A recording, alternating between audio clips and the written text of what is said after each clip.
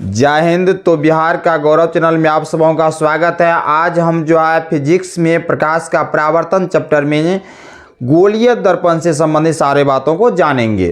तो आइए जाने गोलीय दर्पण क्या है।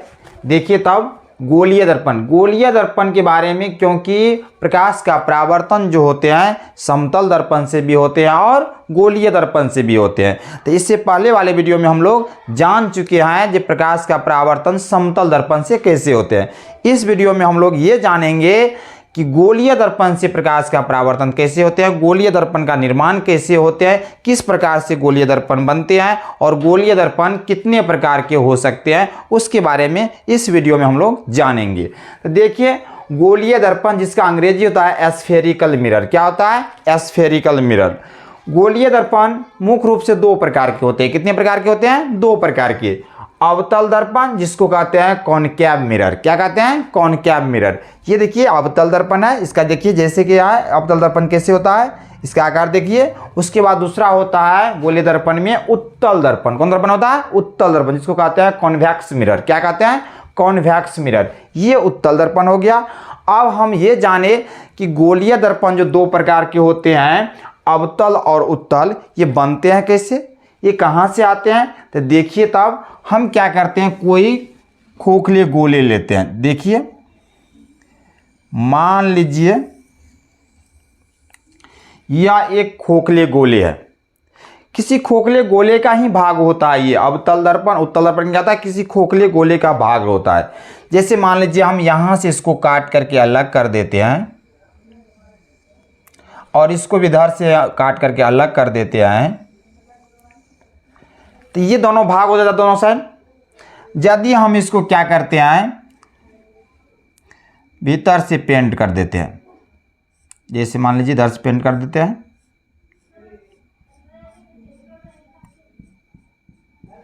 पेंट कर दिए इधर से, ये भीतर से जो पेंट कर देते हैं तो हमको क्या मिलता है? उत्तल दर्पण मिलता है। कौन दर्पण मिलता है? उत्तल। देखिए यहाँ पर यदि इसी को हम काट करके यहाँ से गोला को काट करके ले जाते हैं यहाँ से, तो ये मिलता हमको, उत्तल दर्पण बन जाते हैं। उसी गोला का भाग होता है जिसको क्या किए, भीतर से पेंट किए, ये उभरी हुई भाग जो है परावर्तक सतह होता है, तो ये हो जाता है उत्तल दर्पण।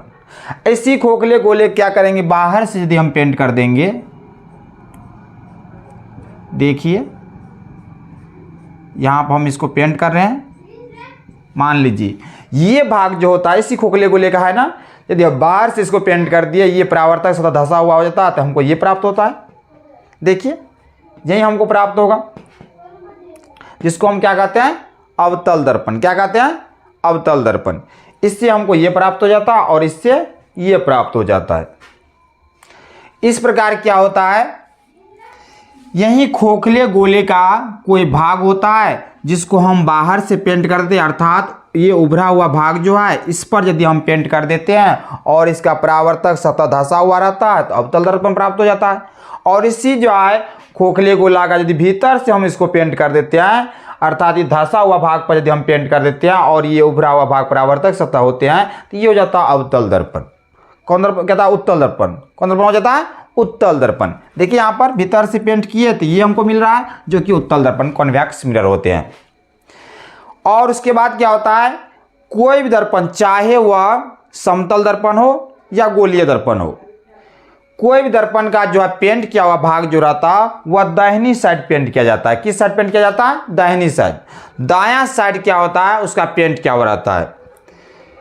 कोई भी दर्पण का दायां साइड को पेंट किया जाता है। ये बात को हमेशा दिमाग में रखिए कि कोई भी दर्पण का दायां साइड ही पेंट किया जाता है। बायां साइड से हम किसी वस्तु को रखते हैं, हमेशा कोई दर्पण का पेंट किया हुआ भाग जो रहता है वो दायां साइड पेंट किया हुआ जाता है।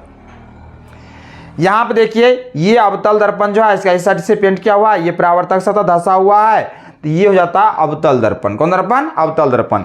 यही देखिए वही गोला का भाग है जिसका इस साइड से ये धंसा हुआ भाग पर पेंट किया हुआ और ये उभरा हुआ भाग जो है ये परावर्तक सतह है, तो ये हो जाता है उत्तल दर्पण। चाहे समतल दर्पण क्यों न हो, इसका भी दायां साइड क्या होता है? पेंट किया जाता है। क्योंकि कोई भी दर्पण का एक साइड क्या होता है? पेंट करना पड़ता है। जब तक हम पेंट नहीं करेंगे तब तक प्रकाश का परावर्तन नहीं हो सकता है। दर्पण से प्रकाश का परावर्तन जो है होते हैं कैसे, जब एक साइड क्या होता है? पेंट किया हुआ रहता है।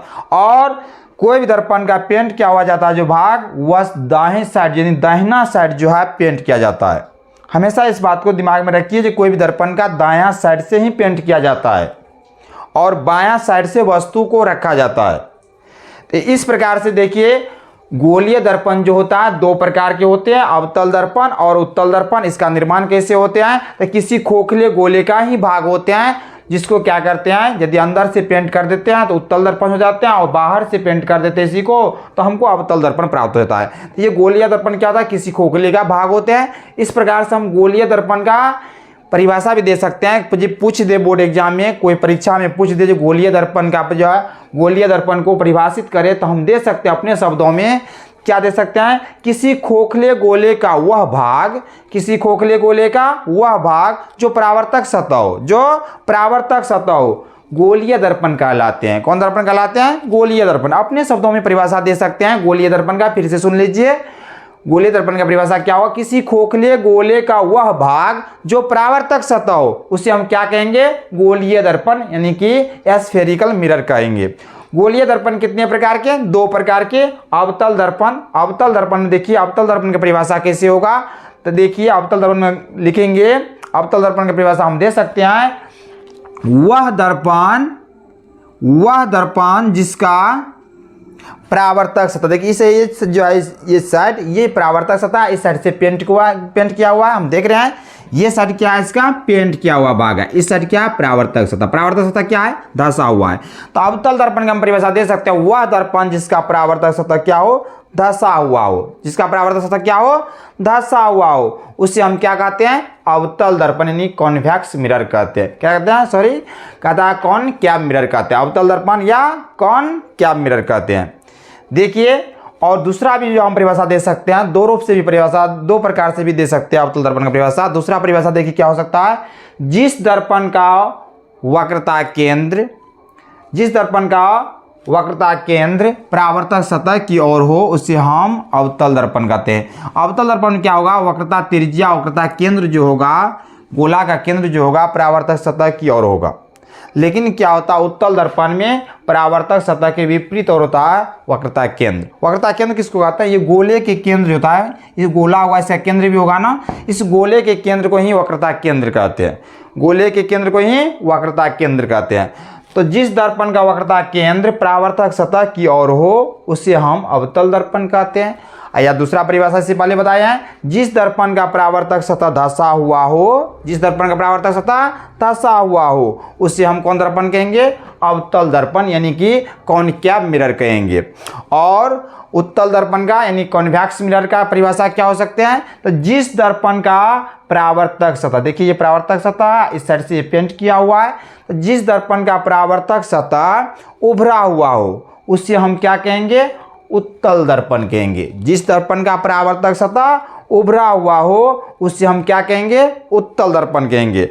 दूसरा परिभाषा, जिस दर्पण का वक्रता केंद्र परावर्तक सतह के विपरीत ओर हो, इस साइड होगा इसका गोलाकार जो भाग है, तो इसको जो काटे गए हैं, तो इसका देखिए यही दर्पण है, क्या इसका केंद्र इस साइड है, इसका केंद्र इस साइड। तो देखिए इस साइड क्या पेंट किया हुआ है, इसके विपरीत हो रहा है। इसमें क्या है, ये पेंट जो किया हुआ है, इसके जो है जिस साइड जो है इसका परावर्तक सतह है, उसी और है इसका केंद्र।